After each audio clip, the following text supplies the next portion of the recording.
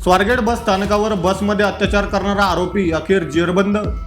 पोलिसांच्या 72 तासांच्या शोध मोहिमेनंतर दत्ता गाडेला अटक। दत्ता गाडेच्या अटकेसाठी ग्रामस्थांसह गणेश गावाणेची पोलिसांना मोठी मदत। पुण्याच्या स्वारगेट बस स्थानक बलात्कार प्रकरणातील फरार आरोपी दत्तात्रय गाडेला अखेर गुरुवारी मध्यरात्री पुणे पोलिसांनी अटक केली। या आरोपीला अटक करण्यात गुन्हा गावच्या ग्रामस्थांसह गणेश गावाणे याने पोलिसांना मोठी मदत केली। काही दिवसांपूर्वीच गणेश गावाणे याच्या भावाला आरोपी दत्तात्रय गाडे याने मारहाण केली होती। या घटनेनंतरच स्वारगेट अत्याचाराची घटना घडली। त्यानंतर दत्ता गाडे गावातच कुठेतरी लपल्याची माहिती पोलिसांना मिळाली। पोलिसांच्या पथकांनी गावातच तळ ठोकला, डॉग स्क्वॉड ड्रोन फिरवले। घटनेनंतर 72 तास उलटले तरीही पोलिसांना त्याचा थांग पत्ता काही लागेना। अखेर मध्यरात्री 1:30 वाजेच्या सुमारास दत्ता गाडे आपल्या एका नातेवाईकाच्या घरी पाणी पिण्यासाठी आला। माझ्याकडून चूक झाली, मला सरेंडर व्हायचंय असा कांगावा त्याने केला। त्यानंतर दत्ता गाडे चंदनवस्ती परिसरातील क्रिकेटच्या मैदानातून जात असल्याचा गणेश गावाणेला दिसला। तो पळत असताना गणेशने स्वतः त्याला पाहिलं। तो पळत असताना गणेशने त्याला पकडलं आणि पोलिसांना कळवल्याचा दावा गणेश गावाणेनं केलाय। गेले 2 दिवस गुन्हाट या परिसरामध्ये जे पुणे सिटी पोलीस आलेले होते, त्यांच्या कोणत्या ठिकाणी गावात अत्यंत तपासणी सुरू झालेली होती।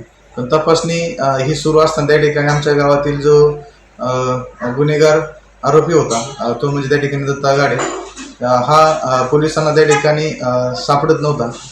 त्यासोबत त्या ठिकाणी पोलिसांनी मिटिंग घेऊन त्या ठिकाणी ग्रामस्थांना वेगवेगळ्या स्वरूपात त्या ठिकाणी पटवलं आणि ग्रामस्थांना त्या ठिकाणी त्यांनी सांगितले की त्या ठिकाणी आम्हाला सगळी त्या ठिकाणी मदत करा। त्या ठिकाणी त्यांनी मदत करत असताना त्या ठिकाणी 5:15च्या दरम्यान पहाटे त्या ठिकाणी खबर मिळाली होती की त्या ठिकाणी तो पाणी पिण्यासाठी आलेला होता। नंतर त्या ठिकाणी तो जेवण केला। तो पहिल्या दिवसात त्या ठिकाणी तो गायब झाला।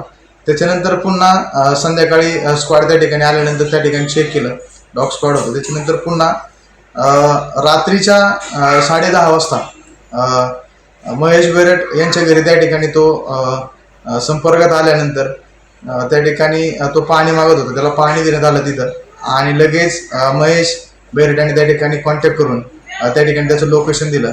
लोकेशन दिल्यानंतर त्या ठिकाणी तो तिथून चकवा देऊन फरार झालेला होता आणि फरार झाल्यानंतर त्या ठिकाणी लगेचच बाकीचे सर्व स्क्वॉड, गावातील ग्रामस्थ सर्व त्या ठिकाणी आलेले होते आणि त्यांना शोध त्या ठिकाणी सुरू केलेला होता। पण तथापि त्या ठिकाणी तो हाती लागला नाही।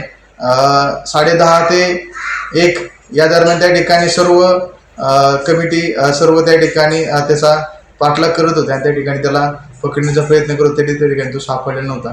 पण आम्ही त्या ठिकाणी ड्रोन हवेमध्ये होता आणि त्या ठिकाणी ड्रोन वारंवार सूचना देत होतं। आम्ही त्या ठिकाणी आमचे शेजारी साईनाथ ओळू, श्याम ओळू, त्यासोबत त्या ठिकाणी हे सर्व सोबत असताना त्या ठिकाणी मी ते समोर पायी चालत होते, मी गाडीवरती होतो। ही सर्व गाडी त्या ठिकाणी आमच्या क्रिकेट मैदानाच्या समोर त्या ठिकाणी नेली। क्रिकेटच्या मैदानाच्या त्या ठिकाणी लगतच आम्ही एक विहिरीच्या शेजारी हिरवे नेट लावलेले आहे की त्या ठिकाणी तो बॉल विहिरीतनं जाण्यासाठी त्या हिरव्या नेटला त्या ठिकाणी तो खिटून बसलेला होता आणि तिथनं माझी गाडीचा उजेड त्याच्या अंगावरती पडल्यानंतर त्या ठिकाणी तो उठला आणि त्या ठिकाणी गावाच्या दिशेने त्या ठिकाणी तो पळत सुटलेला होता। तेवढं त्या ठिकाणी मी गाडी उभी केली, लाईट तशीच चालू ठेवली आणि त्या ठिकाणी त्याला जाऊन पकडत असताना त्या ठिकाणी तो म्हणत होता की मला माझ्या मुलासोबत त्या ठिकाणी बोलणं करून द्या आणि त्यानंतर मी त्या ठिकाणी उद्या हजर होतो, असं त्या ठिकाणी तो बोलत होता।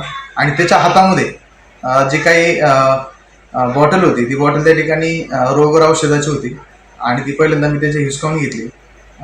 तो एक त्या ठिकाणी आणून टळला आणि त्या ठिकाणी मी पोलीस पाटलांना फोन लावला आणि त्या ठिकाणी प्रत्यक्षात माझ्यासोबत असताना जो आरोपी होता दत्ता, याचं पाटलांसोबत बोलणं करून दिलं मी आणि पाटलांसोबत त्या ठिकाणी बोलणं करून दिल्यानंतर त्या ठिकाणी पाटलांनी त्या ठिकाणी सर्व यंत्रणा त्या ठिकाणी पोलीस यंत्रणा आली आणि माझ्या हातामध्ये असताना जो आरोपी होता दत्ता गाडे, याला त्या ठिकाणी पोलिसांनी आले आणि त्या ठिकाणी शेवटच्या 2-3 मिनिटांमध्ये त्या ठिकाणी त्याला गाडीत घातले आणि लगेच त्या ठिकाणी त्याला नेलं।